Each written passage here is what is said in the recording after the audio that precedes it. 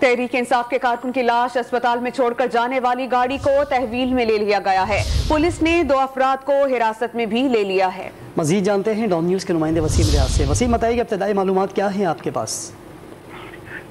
जी अली, बिल्कुल। इस पर एक कमेटी जो है वो तश्कील दी गई थी, जिसपे कमेटी ने इस पर तफ्तीश शुरू की तो उसकी सीसीटीवी फुटेज हासिल की गई और उस डाले के नंबर से इसका एड्रेस जो है वो निकाला गया। और उसके बाद जहां इसकी मौजूदगी थी वहां पुलिस ने रेड किया और जेल रोड बताया जा रहा है। जेल रोड एक प्राइवेट सिक्योरिटी की कंपनी है जहां इस डाले को जो है वो रखा गया था।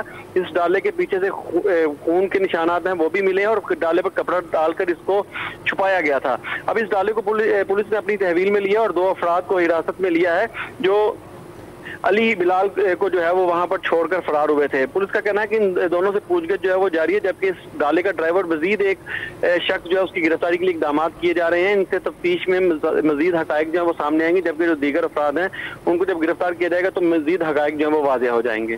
जी वसीम, बहुत शुक्रिया आपका।